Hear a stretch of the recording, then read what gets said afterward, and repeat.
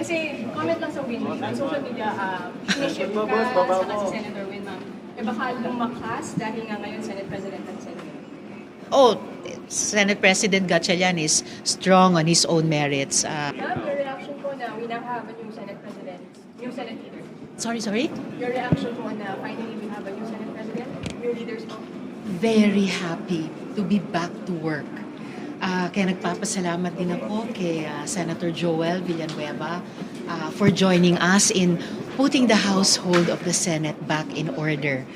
So naihalal na namin si Senate President Sherwin Gatchalian at si Senator Tito bilang SP Pro Tempore. Nakapanumpa na rin si Majority Leader Migs. And kita nyo naman sa unang kalahating araw pa lang ng special session, napaka-productive muli ng Senado. I'm so happy na na-approve na on second reading ang Magna Carta of Barangay Health Workers at umaasang mamayang hapon sa pag-resume namin ay gayon din maiusad namin yung anti-hospital detention bill at yung anti-online sexual abuse and exploitation of children amendments bill.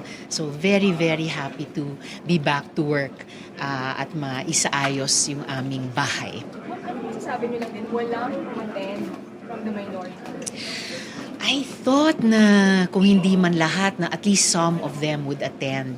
So umasa sana ako doon. It was, again, a sad thing, a disappointment na wala sila kanina. Dahil tungkulin naman naming lahat ng mga senador, whether sa majority o sa minority, na dumalo, no, lalo na sa isang special session para isettle yung usapin ng liderato, iusad yung mga bills na nabinbin ng 5 linggo na.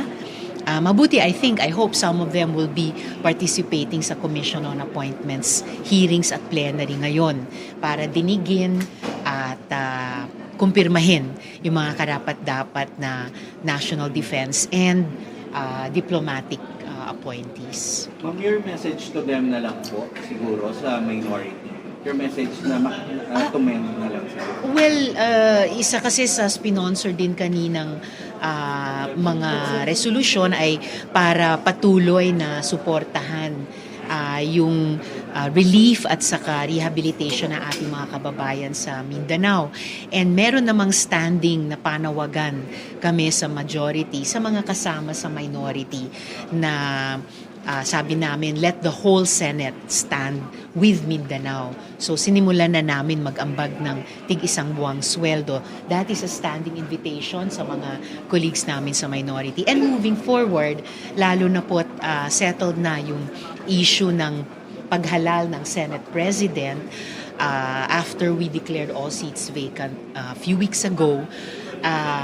So now the Senate is in order and dapat sana kaming lahat sa buong Senado, lahat ng senador, majority at minority ay magkaisa at least dun sa basic na balik trabaho po kaming lahat sa mga bills, sa pagpapatuloy ng mga investigasyon tulad sa flood control scam sa ilalim ng Blue Ribbon Committee. Ilang buwan na lamang ay tatrabahuhin namin muli ang isa pang higit pa na transparent at accountable na budget at syempre yung trial proper ng impeachment trial. Pero ma'am, yesterday nag-file sila sa Supreme Court questioning yung nangyari ng June 3. So will the Senate really be in order? Anong mangyari? The Senate is in order. We haven't heard kung magsasalita ba ang Korte Suprema tungkol sa kasong iyon, and if so, kung ano yung magiging ruling nila. We will cross the bridge when we get there, if we get to that bridge, with all due respect sa isang separate at co-equal branch. And at the same time, as a separate and co-equal branch din, bahagi ng Kongreso, andito na nga yung mga counterparts namin mula sa House para sa Commission on Appointments, the Senate will continue its work. We are very glad to be back to work at kami po ay magsisipag sa aming trabaho, habulin yung mga nabingbing trabaho nung nakaraang 5 linggo at patuloy na magsilbi sa ating mga kababayan, lalo na sa patuloy na gera sa Middle East at oil crisis. Sen, paano kung hindi kayo bothered dun sa petition? No, karapatan naman ng kahit sinong mamamayan nagtatrabaho man sa gobyerno o hindi, na dumulog sa ating Korte Suprema. Pero today, 100% confident ang Senate na kumbaga we are back to work, we are back in business, the business of legislation, at ibubuhos po namin ang aming sarili dyan. Sen, paano kung hindi magparamdam yung minority bloc? We're nearing 2 weeks na lang from the impeachment trial. Paano po ang epekto nito? Sorry, ano yung first part? Hindi pa po, paano po kung hindi magparamdam ang minority bloc, malapit na pong impeachment trial? Well, ngayong araw pa lamang ay nagpaparamdam na sila, lalahok sa Commission on Appointments. It seems, kasi inelect na rin po nila, sinabit na po nila yung mga miyembro ng minority para sa Commission on Appointments, pati Senate Electoral Tribunal. So I expect lalahok nga sila sa CA hearings at plenary ngayon. As for yung impeachment trial, lahat po naman kami ay bago itong leadership change ay nanumpa na bilang senator judges. So, naniniwala ako na kahit yung mga kasama sa minority ay naghahanda ring maging impartial senator judges. About the position niyo about the numbers, do we need to lower the threshold from 16 to 24 to what? Sa impeachment trial, matter po yun na pag-usapan ng impeachment trial court mismo.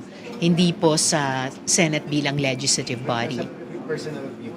May mga lumilitaw na ilang mga legal opinions, pina-finalize din namin yung amin sa opisina ko bilang magiging senator judge din po ako. And at the right time, the impeachment trial court will have to tackle and settle that issue. I'll be ready. Can Senator Jinggoy participate in the trial kung given his suspension for your personal opinion? Can he participate? Baka usapin din yan para sa impeachment trial court dahil ang malinaw pa lamang sa ngayon ay yung suspension bilang senador. So probably mas proper na yung korte ang magtalakay kung may implikasyon ba at kung mayroon, anong implikasyon sa isa namang senator judge. Ma'am, comment lang sa win rate. Ma'am, comment lang sa win rate. Kasi comment lang sa win rate. Ang social media, initiative ka sa si Senator Win, ma'am. Baka lumakas dahil nga ngayon Senate President at Senate. Senate President Gatchalian is strong on his own merits. Lahat po kami sa majority really fought para mahalal namin siya ngayong araw. Kung may mga kababayan tayo na natutuwa sa akin, natutuwa kay Senate President, at dahil doon mas interesado sila sa trabaho namin at trabaho ng buong Senate, nagpapasalamat ako sa kanila. So hello sa mga winners, please ipagpatuloy nyo yung pagsubaybay at pagsuporta sa trabaho ng Senate.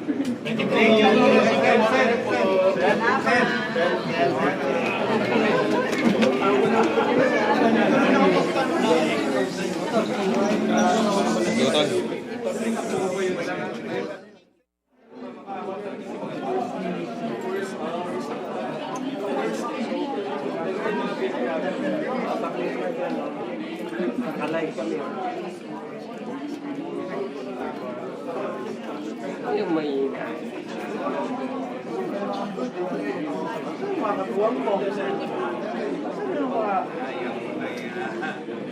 Ang baka.